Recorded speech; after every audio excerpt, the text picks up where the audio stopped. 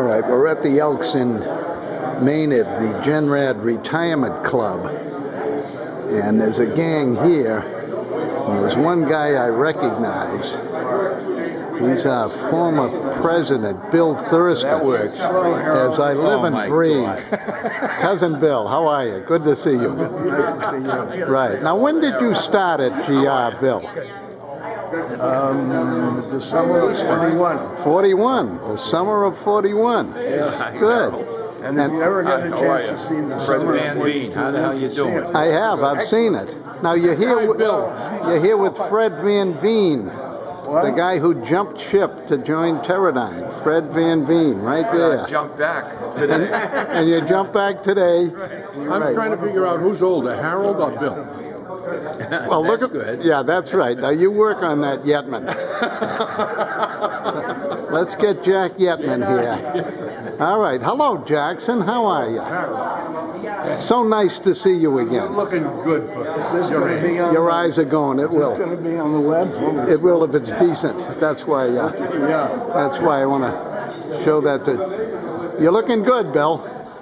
What is your secret? What is your secret? There's no secret. You just don't die, and then you get to be 90. Oh, is that how it works? Yeah, that's all it is. That's how it works. Good.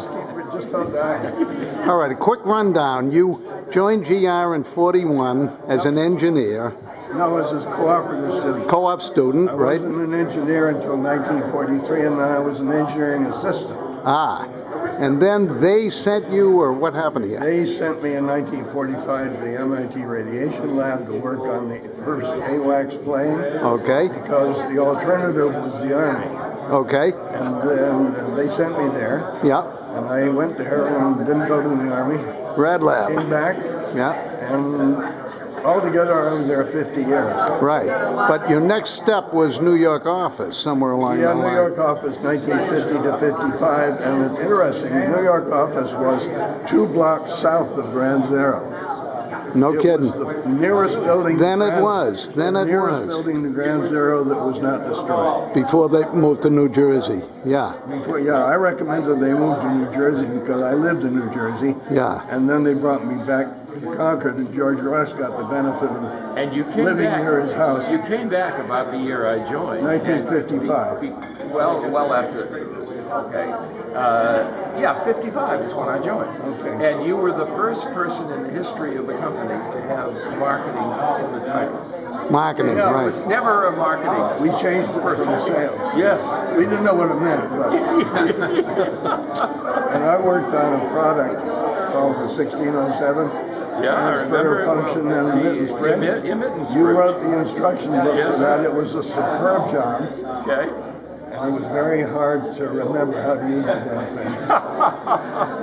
but it worked. Yeah. And we sold more of those to Japan than any place else because they could measure transistors at UHF frequencies. And then they wiped out our consumer products industry by taking over, Sony and all those. So I may have had a hand I in that. remember the 1607. You I couldn't forget remember it. all those. So where'd you go after New York, Bill? I came back to Concord. Actually, Cambridge or Concord? Cambridge. Cambridge, yeah. 3 years later, moved to Concord. Yeah. It was 58. Now you were marketing in Cambridge, what were you? Sales, they called it. then. Sales, yeah, yeah, And then we changed it to marketing research. yeah. Now were you working for Myron Smith or what was the setup I there? think I was working for Arthur Thiessen, but Thiessen. always a little insecure about who you're working That, for. not clear, not When I went clear. to New York office, I asked Myron whether I was the manager because George Ross had been there first.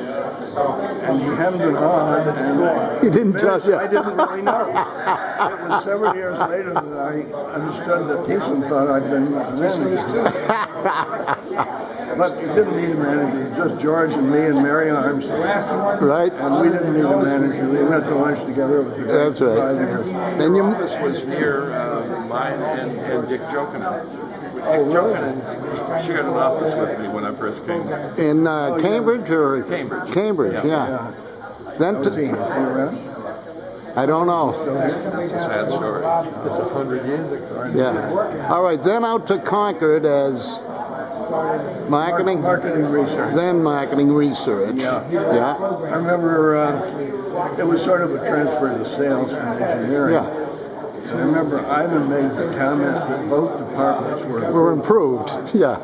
Yeah. I still use the line. It wasn't very funny, but it was funny. It wasn't very nice, but it was funny. That's right. That's right. So then from marketing research with Bob Boole and Dick Rogers. Yes, that's right. All right. Then what was your next step? Don Sinclair walked in one day and said, "You're vice president for planning." Planning. And I said, "What's planning?" He looked at me in disgust and said, "Planning," and walked out. That was my introduction there. All right. Then you became president. Marketing, and 2 years later, in 1968, marketing VP when Thiessen retired. Ah, Thiessen retired. Thiessen Yeah. wanted Leo Chamberlain to have Yeah. the job, but Don Sinclair wanted me to have it. Yeah. So I got it. Yeah. And Leo said to me, "You're the only person I'd be willing to work for." I thought that was real nice. Good. All right, then what happened here? What comes next? I mean, many years of saving the company when the company was near bankruptcy, or probably really bankrupt, but nobody said so. It was close to real trouble, but my opinion is that the Bob folks and the other people that worked on the board testers were what saved the company. That's right. Well, but you had to hold it together so the marketplace could give you some money. I didn't have to do anything.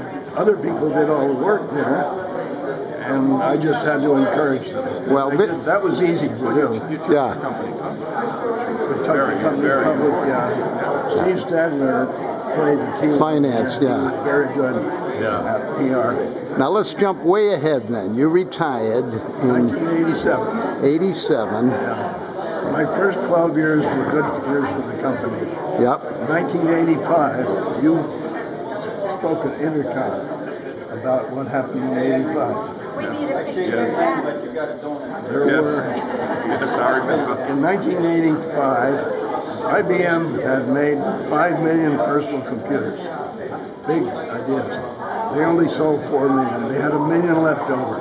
Hundreds of computer companies went out of business that year, and people didn't need many board testers, so we had a downturn. So my last 3 years, 85, 86, 87, were terrible. Right. Now, somewhere along the line, you got remarried. You lost your first wife. Yeah, Jenny died in 1999 of breast cancer. And you discovered somebody new. I was very happy to find Pat a year later. Yeah. And we've been married, and we've had our 10th anniversary now. My God. But I'm one of the ones who mentioned that you brought him back good and strong. I mean, when he found you, he was faltering, and now he ain't. That's what my children tell me. It's true. It's true. Well, it was very mutual. Good. Well, isn't that wonderful? Well, we want to welcome you here and hope you return for many more years of happiness. You know, I sort of had a feeling there'd be an interview here with you. It didn't occur to me it would be a stand-up interview. Me neither. Me neither. All right. Take it easy, Bill. Stay well. I'll do that.